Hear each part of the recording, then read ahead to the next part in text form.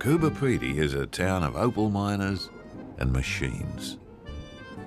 It's strewn with the wreckage of past glories and dreams of the next big find.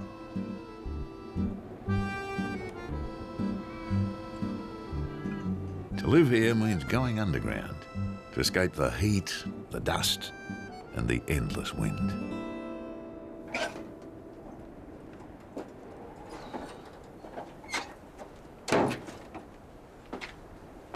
Oh, well, nice straight to start.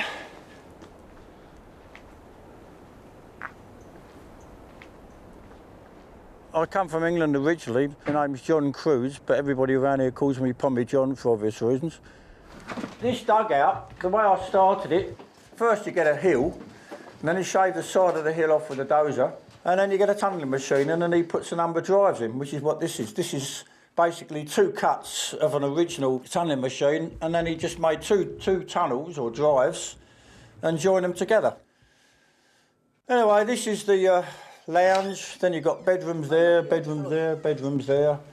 Down here you've got the blooming shower and toilet. Murray there's the most ingenious. He's always building all the bits and pieces that are laying around here. And he's an old Kiwi. He's been here for about 15, 20 years. And then there's a mate, Jürgen. He comes from Berlin originally. He's been here about 5, 6 years. And then you've got Doug, and he's the only genuine Aussie, and he comes from Tasmania, and he's been here, I don't know, about 2 or 3 years. Me, I'm just a battler, basically, like nearly everybody else around Coober Pedy. Oh, sometimes you're on top, sometimes you're on the bottom, but in average, we're just in the middle. And I'm the youngest here, but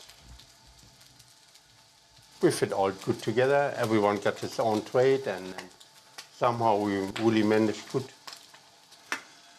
Just try to survive, enjoy my life.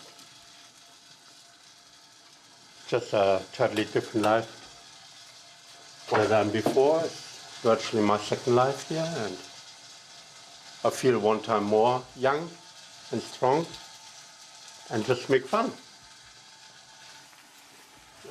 Oh, we have our ups and downs. Sometimes somebody gets a bit irritated and puts a little bit of a sharp word in, but by and large, we're all pretty good. I'm the referee because I'm the bloke who owns the dugout, so in the final analysis, it's what I say that goes.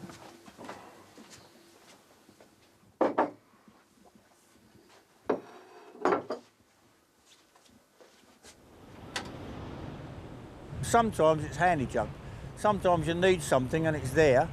Other times you've got to go to other junkyards and find what junk they've got laying around.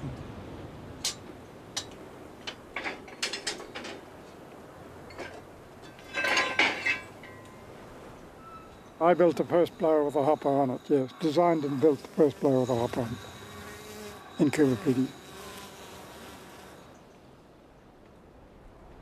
They're the main mining implement used more than any other machine.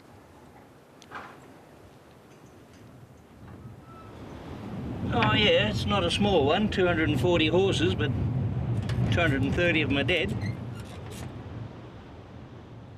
Underground you've got big tunnels, and you just can't keep stockpiling the dirt, because when you blast, you make more dirt than you can comfortably dispose of behind you. So you have to remove that dirt, and this is the means of removal. Give it a burst. This is the one.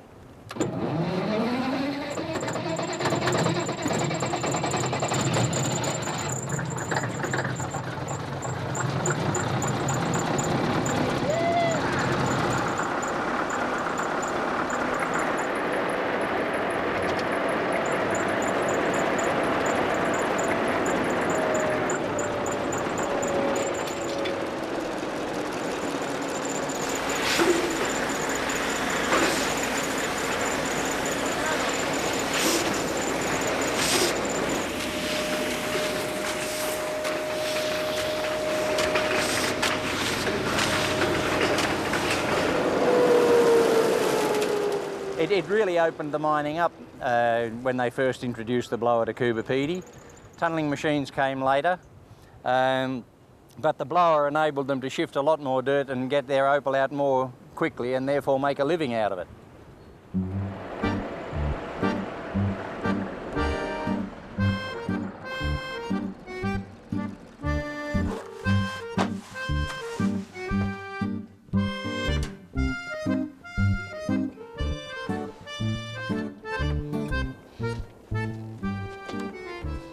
I'm an engineer, so I think when I call myself an inventor, it's fair enough.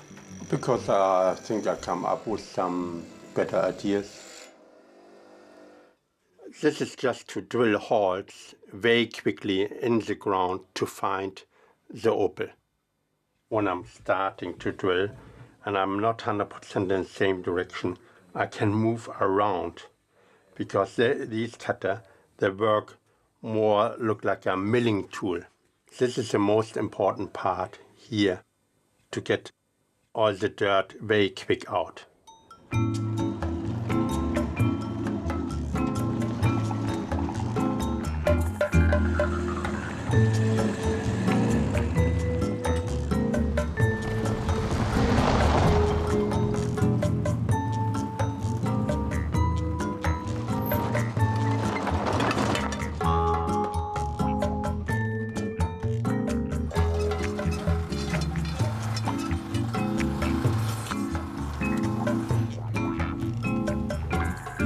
Here I got my little magic box with all the goodies.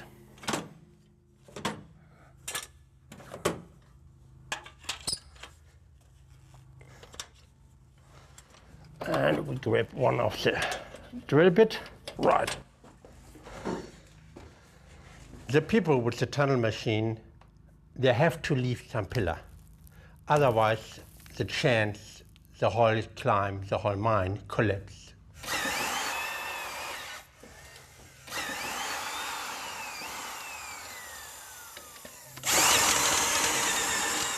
You can call this tool a pillar destroyer, but I call this tool a Toyota because it works so beautiful. Every time you said, "Oh, what a feeling!"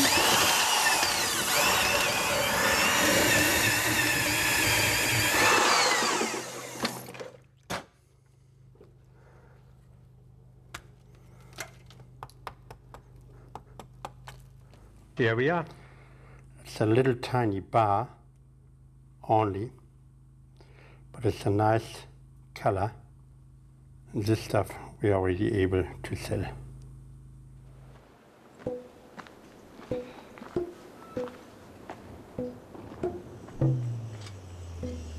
It's a prospecting drill for looking for opal. A machine like this would probably cost you 150 grand. So how much does it cost you? Or 6,000. That is an Austin gearbox. The winch drum is a wheel off an Austin truck. I think that's a Chev dip. It's a Mazda diesel engine. That final drive unit I made, the little gearbox there. The two rams on the side, the big ones, they are actually shock absorbers. They're only there that if the rest of the system fails, they'll let the killie bar down safely. When I was a policeman at Harts Range, I became interested in Coober Pedy as I passed through the town back in 1969, and I sort of thought one day I'd like to come back here and work. And eventually, of course, that's exactly what I did do. Well, we're now 81 feet down below the surface. It was originally a mine, and the guy decided that he'd try to make a dugout out of it, but unfortunately the ground is not suitable, and so therefore we have to go up in search of better ground.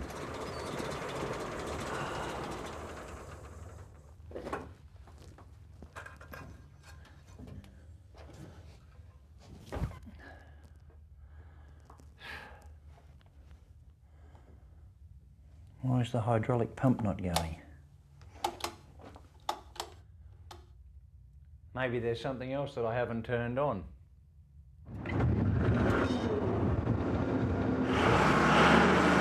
Yeah, we're hyenas actually. We're the We're the scavengers of the opal world. And the miners at one time used to really look down on us at one point.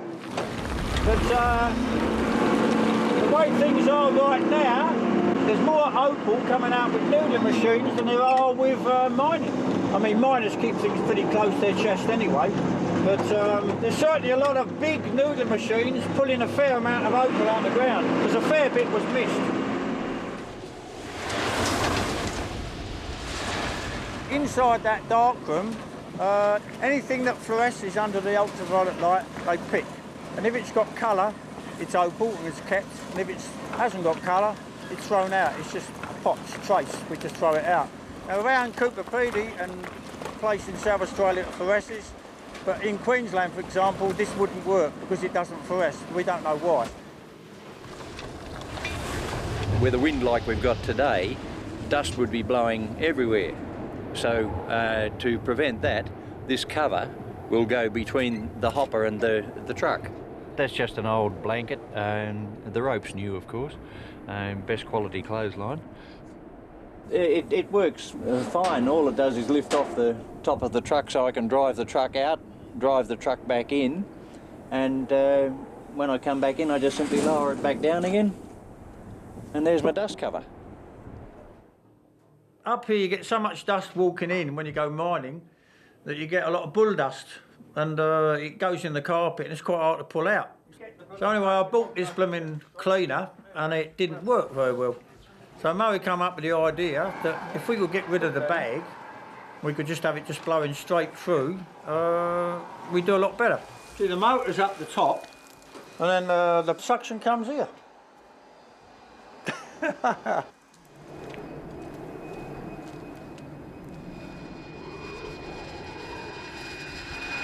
So all that Jürgen's done is put an ordinary vacuum cleaner here, taking the bag off, and who cares about the dust?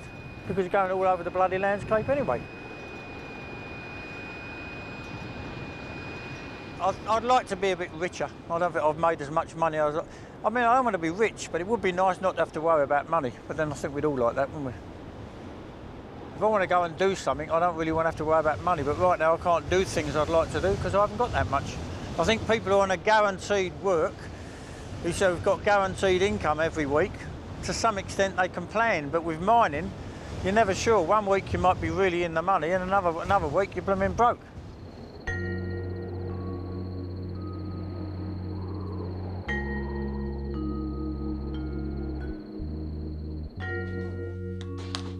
I don't want to blow myself up. I clean half the stove. I don't do the whole stove. I leave that for the others to finish the job off. There's 4 of us here, and if the other 3 can't work it out between themselves to clean the rest of it, then that's their business. When you said, is there any friction between us, that's some of the friction. Murray's a worse slob than me. You go in his room, it looks like a bomb's hit it.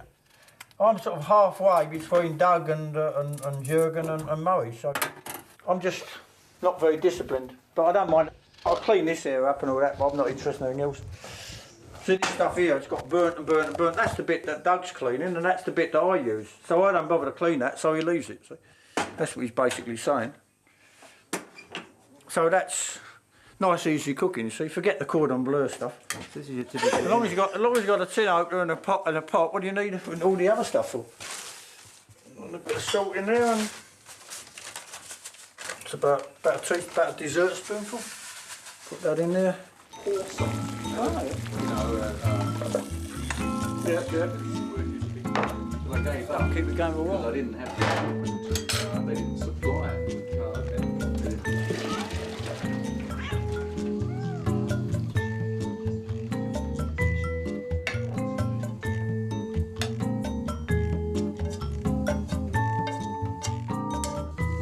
Dinner is served.